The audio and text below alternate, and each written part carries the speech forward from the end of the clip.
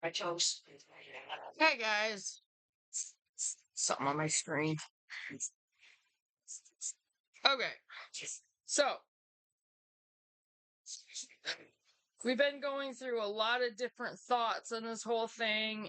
We were starting to consider me, Chloe, and Mandy going up there ahead of everybody and, staying and getting set up with jobs and all that up there to be able to just get back to Michigan and, start getting some things going. But we took a deep breath. Scott reminded us about the holidays, which my brain has been all over the place. I wasn't thinking about. And so I'm like, okay, well, I'm not going to do that. So just take a deep breath. And we're going to do everything we can, as much as possible, each one of us, every single day. We're going to put in everything we have. Yes, I'm still waiting. I'm still looking for a job. But I mean that, I'm looking for an online job right now. I've got some applications in. I'm going to be looking up some actual, companies, the companies themselves that hire. I also have in with Indeed now. So, should be able to get something soon. And I'm going to go back and reset up with live ops because they are legit. The only reason I didn't stick with them is because I didn't have the right computer, and there was no point in me losing sleep for 3 weeks when I didn't have the right setup anyway. So I'm gonna go back through live ops and see what I can accomplish through there. And anyway, so. And I know most of those jobs start out around $15, $16 an hour. And then, I'm going to try, once I get in with a job and start working, I'm probably going to be working like double shifts. So I'm going to be working a lot. And I'm going to be working on the quilt and paintings. I'm going to be, and I know Elaine said it's harder to sell bigger paintings. Well, I'm still going to try. I'm going to start getting the bigger canvases. I'm going to do several big paintings and see what I can do to get in with the right site, the right place to sell them for the right price. And hey, if I can get like 4 sold at the right amount, we might even be able to buy the awesome property up there outright. So I can get a vehicle and we can leave sooner. So here's hoping, praying about that. So anyway. But I decided I'm going to go ahead and do a video, and this one is on, because I want to keep these going, you guys, because information is very important. And I'm going to start looking up homesteading videos for the Upper Peninsula in Michigan, so start learning about that. Anyway, so here we go. This one's on growing rose hips for vitamin C. And I'm going to hold this up. And I'm going to do a screenshot of it, and I will use that for the picture for the video. All right. Did you know that the first roses were most likely cultivated in China around 5,000 years ago? The Romans started using rose hips for medicinal purposes soon after, and the Egyptians for scent.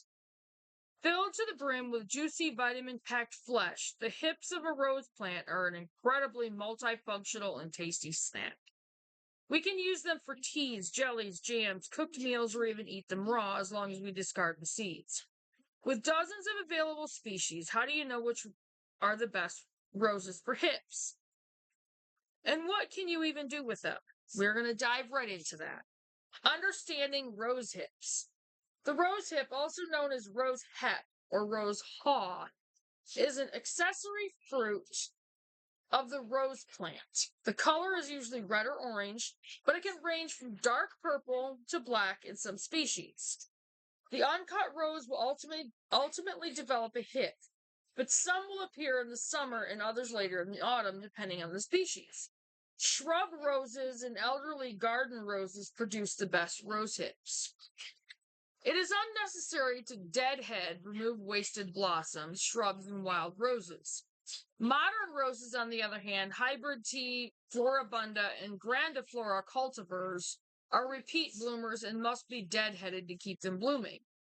There are plenty of ways to keep a garden going from cuttings, however, so don't be afraid to trim your plants. The benefits of rose hips. Rose hips have a delicate, fruity flavor and are high in vitamins A, C, B, and C. The fruit and seeds are both edible. However, we should avoid eating them whole because they grow with prickly little hair inside the fruit. You can filter them out either before or after the drying process. Besides their flavor, they say rose hips are a high quality natural source of vitamin C with 50% more vitamin C than oranges. And vitamin C is also anti-cancer. So, as long as you get the good quality vitamin C, and you have to consume a lot of it. But it's anti-cancer, and it has been known to kill cancer cells. So, all right. It's even been suggested in several studies that a 5-gram dose of rosehip supplement can help treat and relieve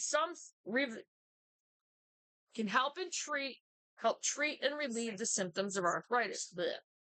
Some other potential benefits of rose hips. They help boost the immune system. They're high in antioxidants. And I'm going to see if I can get some of these. Obviously, I'll have to order them right now because we're not growing anything down here right now. The only thing we got growing, I still have some fruit bushes out there. Pretty much all the rest of my stuff died. I might still have the rosemary. I don't know. Not going to worry about it because when we get up to Michigan, that's going to be where we're going to have all of our stuff. And you guys, if you've gone through and watched the old videos, you guys know especially the really good square foot garden I had up there in Michigan. So, all right. And they help lower cholesterol and blood pressure. They reduce inflammation, treat diarrhea and stomach ulcers. Best roses for hips. Most modern roses don't have huge or showy hips like old garden roses do. However, plenty of other shrubs and old garden roses grow beautiful and edible hips. The thing is, some hips are just going to be better for one task than another. That's not to say that you only have one species around that you can't use for tea and cooking, but it's always good to know which types of rose hips will work best. Best hips for tea. The Rosa Philippes, Filipes, or rambling rose, produces hips that are the best herb for tea since their fragrance is so lovely and strong.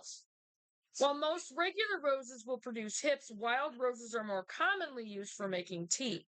Aside from the Rose Philippes, we can also use Rosa rugosa, Rosa rubignosa, Rosa arvensis, Rosa virginia. Yeah, Virginiana. We'll likely get more fresh vitamins and antioxidants from fresh rose hips rather than dry ones, so it's best to choose hips that don't have lots of fibers. With that in mind, however, the drying process will not undermine the benefits of the tea. Best rose hips with vitamin C. Interestingly, plants that grow in higher altitudes are said to have higher antioxidant levels, making them ideal for anyone looking to get an extra boost. There is no shortage of immune boosting goodness, with about 17 to 2,000 milligrams of vitamin C in every 100 grams of dried product. See, these would be very good to use for fighting cancer cells because it has so much vitamin C in it. Ultimately, it doesn't matter which rose hips you use if your goal is to increase your vitamin and antioxidant intake. Still, we recommend Rosa canina, Canina, simply because it's functional as a tea and great for jams, jellies, and other culinary treats. Best hips for cooking. The hips produced by the common wild rose, the dog rose, or rose canina, are the best for eating. They produce firm, deep crimson hips with a lovely, strong flavor. They're also easy to find and pick. They're typically ripe throughout fall, and the best time to pick them is right after the first frost. Another typical rose that yields tasty and gigantic hips is the Rosa rugosa, or the Japanese rose.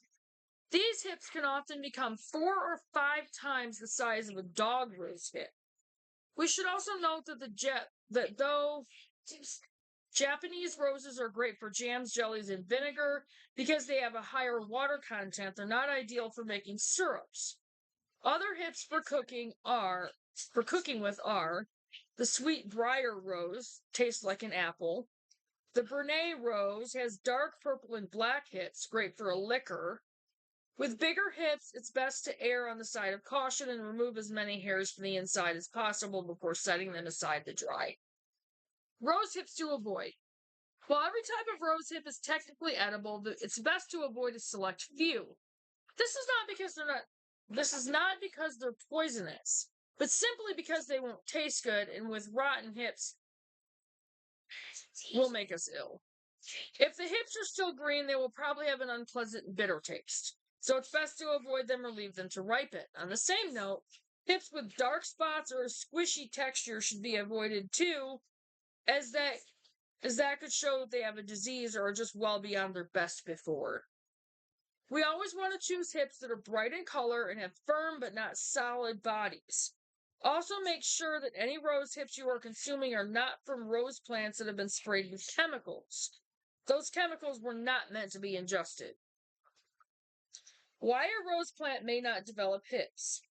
If the roses weren't pollinated, then it's unlikely they will develop hips. Where there is no pollination, there are no seeds, and where there are no seeds, there is no need for hips. Often happens with hybrid roses because they tend to have a lot more petals, so the bees have trouble making it to the middle of the rose. Some roses are not fertile, like some GMO roses, so they can't reproduce, which also unfortunately means no hips. Remember, not all GMO roses plants are sterile. It's simply best to be aware of it when planting roses. Finally, dead-headed roses. And here's one of the pictures. Quite honestly, what's that one? Dead-headed roses won't produce hips, which is why wild shrubs and rose species are better for foraging and growing, as they don't benefit as much from deadheading as garden cultivars. Stop and smell the roses or eat them. Growing a rose plant can be extremely fulfilling, and not only because they look good and give you the best garden for foraging, they're an incredibly versatile plant with so much to give, from juicy rose hips to decadent petals. If you want to take a deep dive study into roses or any medicinal plant, you can check our growcreatesip.com. That's growcreatesip.com to get you headed in the right direction, from how and what to plant and to how to harvest and dehydrate rose hips, along with companion planting and flavor pairing tips. Once you have your dried rose hips, there's so many things you can do with them. Of course, rose hip jelly is very popular, but here at Farmhouse Teas, we like to use them as tea. Bulgaria is famous for its rose hip tea, as we saw when we adopted our oldest daughter from there. On the next page, you'll find our favorite way to use rose hips in tea. Testing and experimentation. We are working on a test patch of roses specifically for rose hips at our farm at the foothills of the Cascade Mountains in Oregon. We are excited to share our journey in finding the best rose bush for production on the homestead with all those who want to get the most out of their garden space. We invite you to join our family's journey, not only growing roses, but also other herbs, food, and all things homestead on our Farmhouse Teas YouTube channel. I'll have to look that one up, Farmhouse Teas YouTube channel. Cian Cosell is co-owner of Farmhouse Teas with her husband, whom she affectionately refers to as the farmer. Cian and Paul have 4 adopted children from around the world who participate in their small family-owned business and practical herbal medicine at home on their just under 2-acre homestead. All right, here's the recipe. I was going to do a separate video on this, but decided not to. So here's the recipe. High Seas Rose Hip Tea. This tea blend is not only extremely flavorful, but it is also very high in vitamin C. Hibiscus and orange peel along with cranberries give it an excellent tart flavor that pairs well with some raw honey for sweetener. It serves up well iced, but is fabulous warm as well. Rose hips and alma berries are packed full of vitamin C. Our dog's in the background. Ingredients: 1 part hibiscus petals, half part dried cranberries, no sugar, no oil, 1 part orange peel, 1 part rose hips, 1/16 part of ginger. I don't know how you would go about that. Really? Get a 1/8 teaspoon and do half of that. And 1 part alma berry. Instructions. In a large bowl, add all of your dried ingredients, mix well, and ensure that your dried herbs are blended and consistently to ensure that every cup has the same flavor. Remember that smaller bits and dust will like to fall into the bottom, while larger bits tend to stay on the top. Steep 1 teaspoon of your blended tea in 6 to 8 ounces of boiling water for 4 to 5 minutes and then strain. Use more or less tea for a bolder or lighter flavor. And there's the dried stuff for the rose hip tea. And that was it. And the next one is homegrown pumpkin pie from scratch, which I was going to do a thing of making one, but I'm not going to make a pumpkin pie. It's too hot down here. Anyway, so I'm going to go ahead and get this one up there and give you guys the rundown on our next but permanent move, which will be up to the UP in Michigan. And I will continue to let you guys know how that's going, like, every step of the way. So I will see you guys in the next video. Remember to check your subscriptions, you guys. Always make sure you're still subscribed. Remember, YouTube likes to unsubscribe people that are subscribed to homesteader channels. So check your subscriptions. If you're new, make sure you're subscribed. And click the notification bell and click on all, because I do try to upload quite a bit. We're Faith First Farm and Homestead. We did have property down here in Oklahoma. We've made some decisions to move back up to Michigan. We've been down here for about 1.5 years. Andrew recommended those. Oh, cool.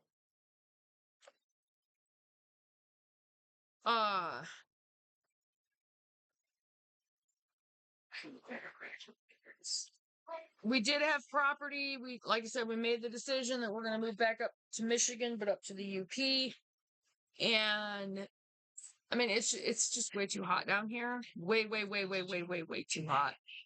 And none of us we just can't handle it. So, and, we've kind of done, a lot of thinking about it. And when we were first talking about it, we decided the UP would be the best. Because, first of all, it's gorgeous up there. I mean, who wouldn't want to live in that kind of area, especially for homesteading? And, it's absolutely gorgeous. And the weather is gorgeous. And yes, the winters are extreme. There'll be lots of snow. But it's okay. Because it's kind of a trade-off, extreme summer over extreme snow. So, but in the winter, it's like easier to get warm and stay warm than it is to try to get cool in the summertime when it's way too hot. So, anyway, but I'll let you guys know, like, every step of the way on how that's going. So, I'll keep you guys posted, and I will go ahead and get this up there, and I will see you guys in the next video. Bye, guys.